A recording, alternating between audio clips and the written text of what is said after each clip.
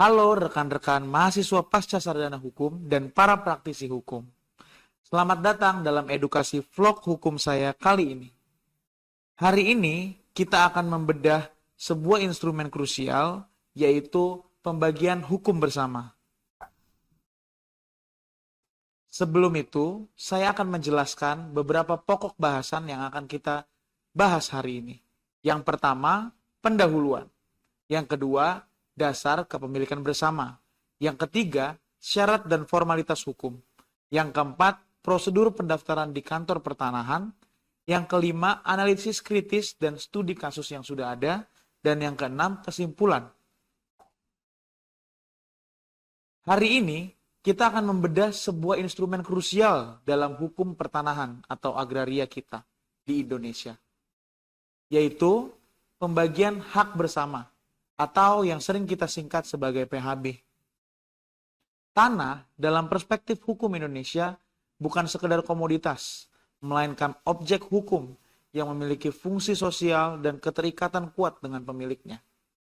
Seringkali satu bidang tanah dimiliki oleh lebih dari satu orang, entah itu karena pewarisan, harta bersama perkawinan, atau investasi kolektif. Namun, hukum kita senantiasa mengarah pada kepastian hukum individu. Secara yuridis, pembagian hak bersama adalah perbuatan hukum yang bertujuan mengakhiri keadaan pemilikan bersama untuk menjadi hak individu bagi masing-masing pemegang hak.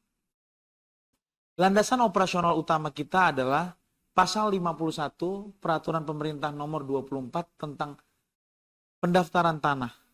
Di sana ditegaskan bahwa pembagian hak bersama atas tanah wajib didaftarkan pada kantor pertanahan. Tanpa pembagian hak bersama, setiap pemilik memiliki hak atas setiap butir debu di atas tanah tersebut secara proporsional. Namun, mereka tidak memiliki kekuasaan mandiri untuk menjaminkan atau menjual bagian mereka tanpa persetujuan yang lain. Disinilah pembagian hak bersama hadir sebagai jembatan menuju kemandirian hak. Kita masuk ke pokok bahasan yang kedua, yaitu dasar kepemilikan bersama. Yang pertama tentunya ada pewarisan.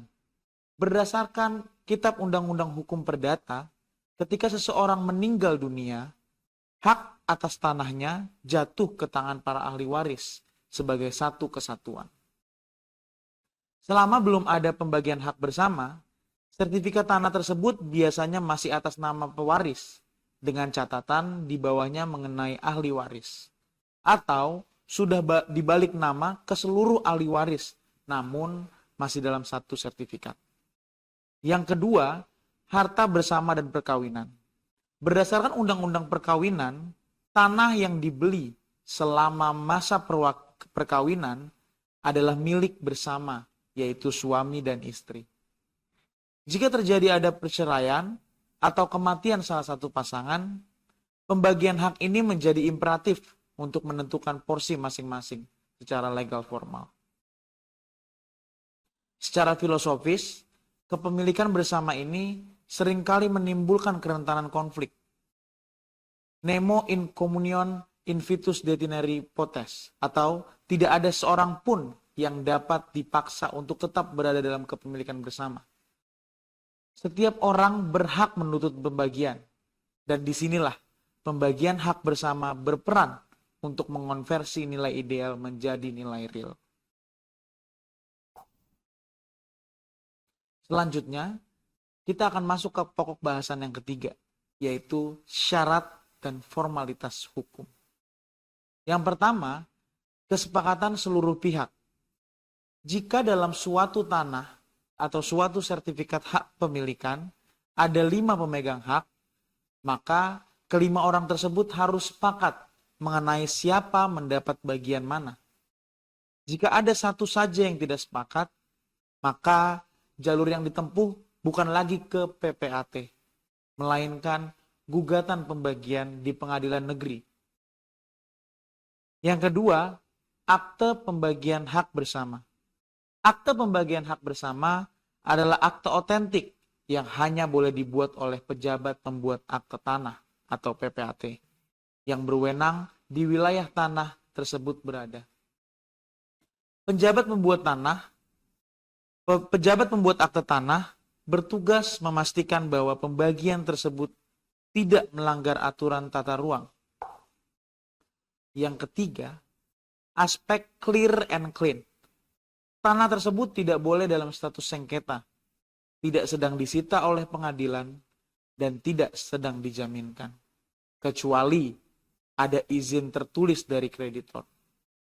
Selain itu, identitas para pihak harus tervalidasi dengan benar, sesuai data di pangkalan data kependudukan.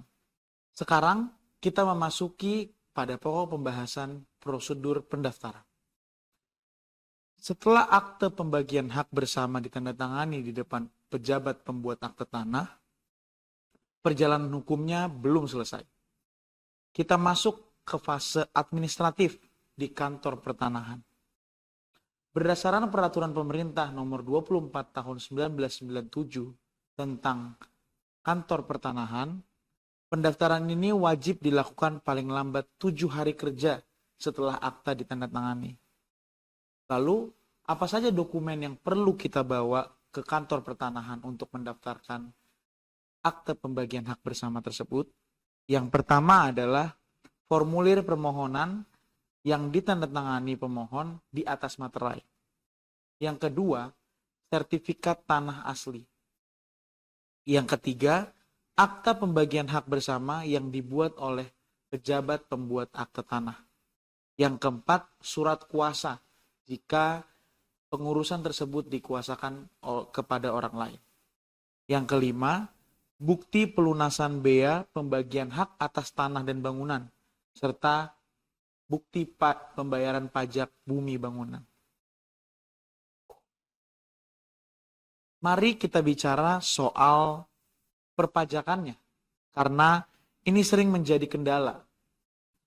Dalam pembagian hak bersama, BPHTB dikenakan jika seseorang menerima bagian yang nilainya melebihi hak proporsionalnya semula.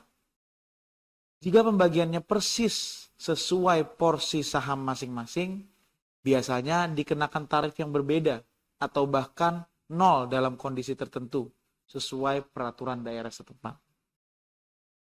Setelah berkasnya dinyatakan lengkap, kantor pertanahan akan melakukan pemeriksaan data, fisik maupun data yuridis.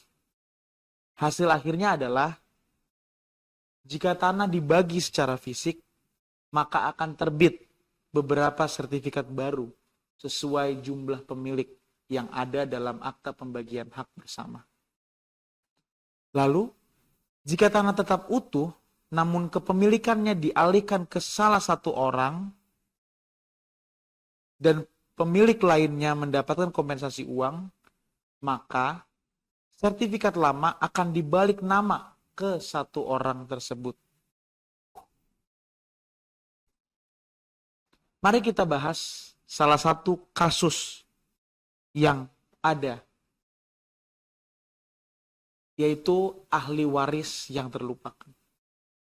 Sering terjadi pembagian hak bersama yang dilakukan oleh beberapa ahli waris tanpa melibatkan ahli waris lain yang mungkin berada di luar kota atau tidak diketahui keberadaannya.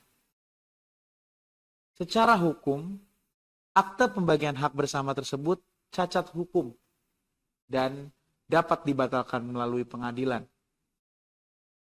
Sebagai mahasiswa magister hukum, kita harus menekankan pentingnya genealogis yang akurat melalui surat keterangan ahli waris sebelum PHB dibuat.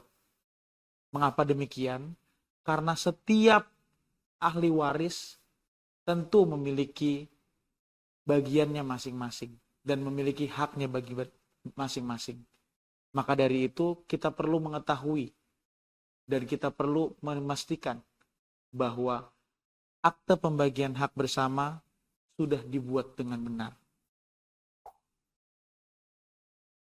Analisis yang kedua, yaitu pembagian hak bersama pada tanah yang dijaminkan atau hak tanggungan.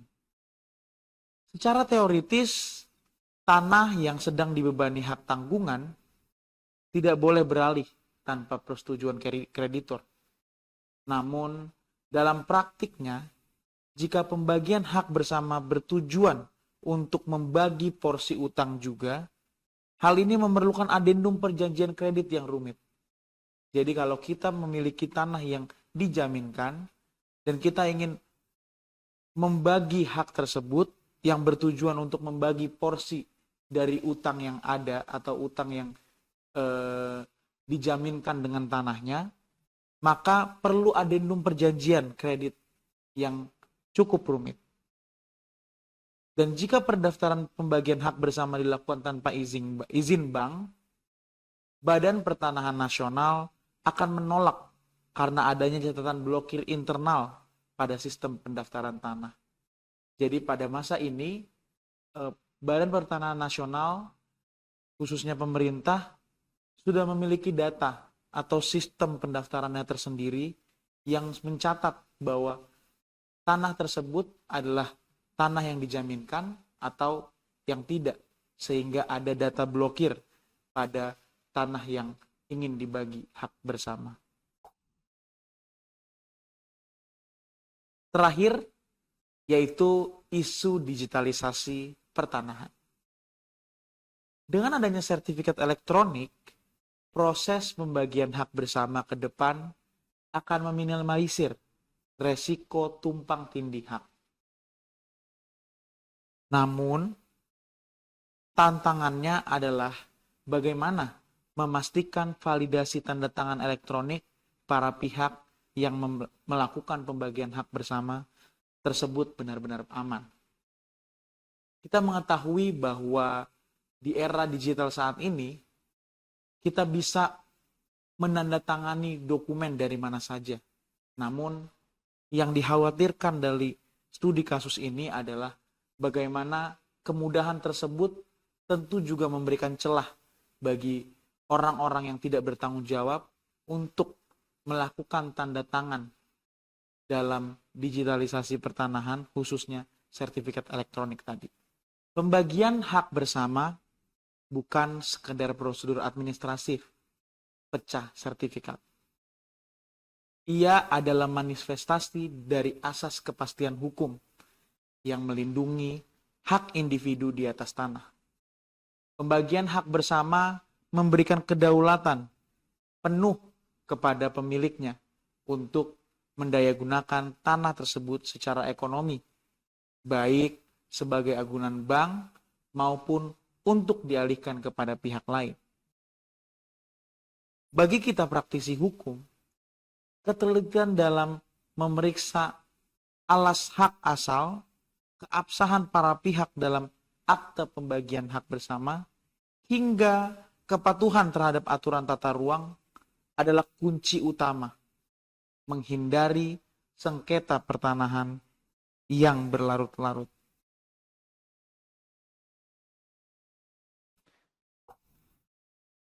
Demikian vlog singkat saya mengenai pembagian hak bersama untuk mata kuliah hukum pertanahan. Semoga penjelasan ini memberikan wawasan baru bagi rekan-rekan semua. Jangan lupa untuk selalu merujuk pada regulasi terbaru dari Kementerian ATR BPN, karena hukum pertanahan kita bersifat dinamis. Akhir kata, saya Yakob Immanuel Christian Zanetti dengan NIM 2502190020 pamit undur diri. Salam literasi hukum.